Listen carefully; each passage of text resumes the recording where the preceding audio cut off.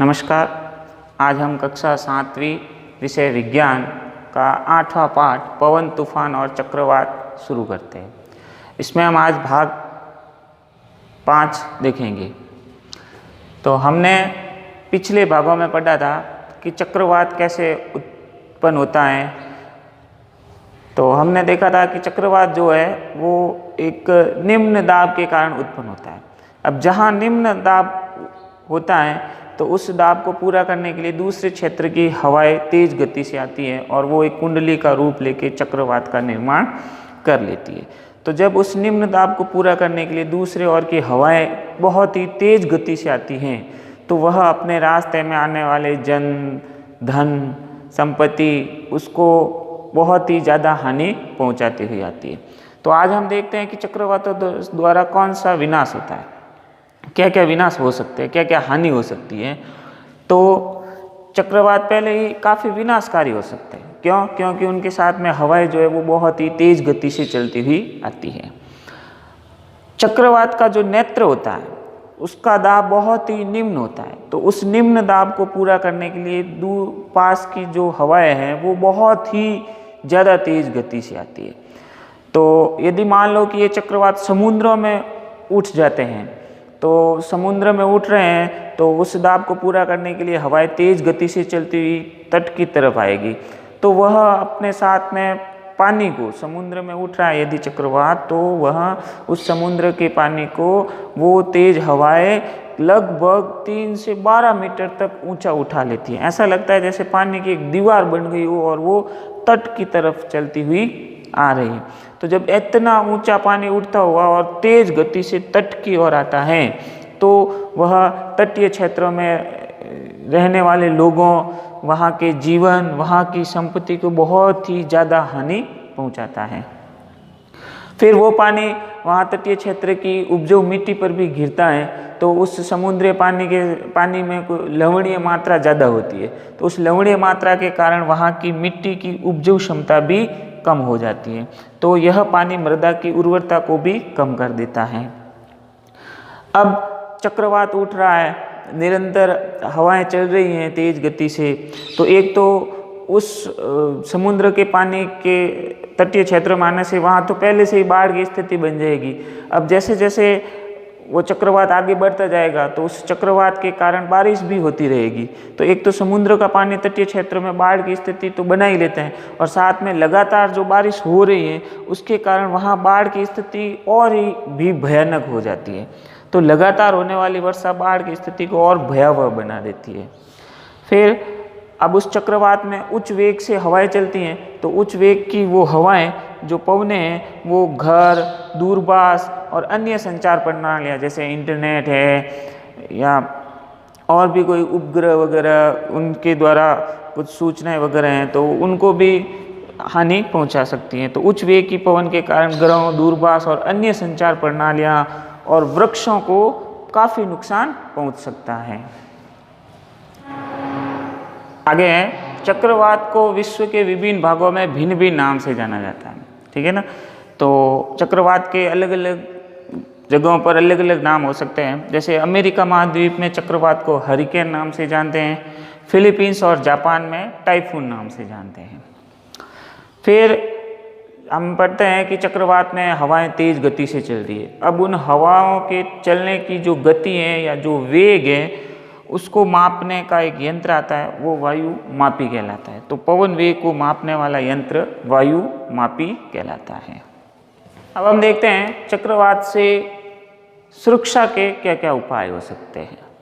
तो चक्रवात के प्रभावी सुरक्षा उपाय, उसमें पहला उपाय है कि सरकारी या सामाजिक स्तर पर क्या क्या व्यवस्था हो जानी चाहिए, सरकार के द्वारा क्या क्या व्यवस्था करनी चाहिए। तो इसमें पहला है कि चक्रवात पूर्वानुमान और चेतावनी सेवा, मतलब कि जिन इलाकों में ये चक्रवात ज़्यादा आते हैं या जहाँ चक्रवात के आने की संभावना है तो आजकल उपग्रहों के द्वारा पहले ही मौसम विभाग द्वारा पहले ही पूर्वानुमान, मतलब पता चल जाता है कि भाई उस स्थिति में वायु का दाब कम है तो वहाँ चक्रवात की स्थिति बन सकती है। तो ऐसे ही चक्रवात के आने का पूर्व अनुमान लगाते हुए चेतावनी की कुछ व्यवस्था करनी चाहिए। दूसरा, चेतावनी देने के लिए तीव्रगामी संचार व्यवस्था। अब मान लो अनुमान लग गया कि भाई उस क्षेत्र में चक्रवात आ सकता है, तो वहाँ पर रहने वाले लोगों को चेतावनी देने के लिए, सावधान करने के लिए तीव्रगामी संचार व्यवस्था होनी चाहिए, चाहे वो टेलीविज़न से हो, फ़ोन से हो, किसी भी प्रकार से उन लोगों तक वो सूचना पहुंचाई जानी चाहिए। लोगों को सुरक्षित स्थानों तक पहुंचाने के लिए प्रशासनिक व्यवस्था।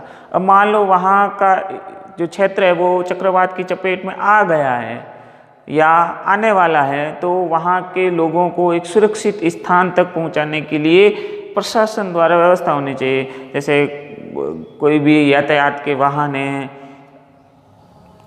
उस हेलीकॉप्टर के द्वारा ले जाओ, या मतलब किसी भी व्यवस्था के द्वारा उनको सुरक्षित स्थानों तक पहुंचाना जरूरी हो गया। तो ये तो होती है अपने सरकारी या सामाजिक स्तर पर।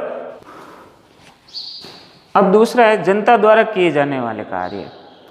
अब सरकार अपने स्तर पर कार्य करती है, तो उनकी मदद के लिए जनता को भी, मतलब हमें भी उनका साथ देना चाहिए। हमें भी उस परिस्थिति से, उस संकट की घड़ी से निपटने के लिए हमें भी उसका सहयोग करना चाहिए। तो हम उसका सहयोग कैसे कर सकते हैं, या हमारे द्वारा ऐसे क्या काम किए जा सकते हैं कि हम उस चक्रवात से आसानी से निपट सके। तो पहला काम हमें करना है कि मौसम विभाग की जो सूचनाएं देते हैं दूरदर्शन पर, टेलीविज़न पर, किसी भी प्रकार से जो सूचनाएं हम तक पहुंचाई जाती हैं, उन सूचनाओं को नज़रअंदाज नहीं करना चाहिए। उनके बारे में उनको सीरियसली लेना चाहिए, सोचना चाहिए कि हाँ वास्तव में ये ऐसी घटना हो सकती है या ऐसी आपदा आ रही है, तो उसके लिए पहले ही हमें सावधान हो जाना चाहिए। उन सूचनाओं को नज़रअंदाज नहीं करना है। फिर हमें अनिवार्य घरेलू सामान, पशु, कोई हमारे पालतू जानवर है, वाहन है, तो उनको सुरक्षित स्थान तक पहुंचाने का प्रबंध कर लेना चाहिए। जलमग्न सड़कों पर वाहन चलाने से बचना है। मतलब अब ऐसी स्थिति आ जाती है तो बाढ़ वगैरह में सड़कों पर पानी भर जाता है, तो ऐसी स्थिति में उन पानी भरी हुई सड़कों पर वाहन नहीं चलाना है। आपातकालीन सेवाओं के टेलीफोन नंबर की सूची अपने पास रखनी। आपातकालीन सेवाओं जैसे पुलिस, अग्निशमन यंत्र वालों की और चिकित्सा केंद्रों की, इनकी कुछ आपातकालीन सेवाओं के नंबर होते हैं, उन नंबरों की सूची अपने पास में रखनी है ताकि ज़रूरत पड़ने पर हम उनकी मदद ले सकें। तो ये तो होता है अपने जनता द्वारा किए जाने वाले काम। सुरक्षा का उपाय है, यदि हम किसी चक्रवात प्रभावित क्षेत्र में रहते हैं तो हमें क्या सावधानियाँ रखनी है। तो हम देखते हैं कि चक्रवात वाले क्षेत्र में सबसे ज़्यादा मुसीबत आती है पेयजल की, क्योंकि इस बाढ़ के इलाके में बहने वाला पानी संदूषित हो जाता है, खराब हो जाता है, जो हमारे लिए हानिकारक हो सकता है। तो इसलिए वहाँ पर पहले अपने पीने योग्य जल का संरक्षण करना है। फिर यदि गीले स्विच है या कोई बिजली के खंभे गिर गए हैं तो उनके तारों को नहीं छूना है। मनोरंजन के लिए बाढ़ग्रसित क्षेत्रों में घूमने नहीं जाना है, ठीक है ना, कि मतलब कि देख के आते हैं कितना पानी फैला हुआ है, ऐसे मनोरंजन के लिए बाहर नहीं घूमने जाना है। और मान लो वहाँ कोई बचाव दल आ रहा है, हमारी मदद कर रहा है, तो उनसे अनावश्यक मांगों को पूरा करने के लिए दबाव नहीं डालना है। और हो सके, जितनी हो सके उतनी दूसरों की मदद करनी है। तो ये अपने कुछ चक्रवात से बचने के कुछ उपाय थे। फिर आजकल एक और है, उन्नत प्रौद्योगिकी सहायक सिद्ध हुई है। जैसे आजकल बहुत सारे उन्नत प्रौद्योगिकी हो गई है जो मौसम विभाग के द्वारा, जैसे मौसम विभाग के द्वारा पहले ही बता दिया जाता है कि भाई हाँ, मतलब पुराने टाइम में पहले उन्नत तकनीक नहीं थी तो लोगों को एक दिन पहले या कुछ घंटों पहले ही पता चलता था कि भाई इस प्रकार की कोई आपदा आने वाली है, तो फिर वो वहाँ के लोग उस जगह को खाली नहीं कर पाते थे, तब जन और धन की बहुत ज़्यादा हानि होती थी। लेकिन आजकल उपग्रहों के द्वारा मौसम विभाग की जानकारियों से हमें लगभग 48 घंटे पहले ही पता चल जाता है कि भाई इस तरीके की कोई आपदा आने वाली है, ताकि हम उस जगह को आराम से खाली कर सके, ताकि जन और धन माल की हानि नहीं पहुँचती हो।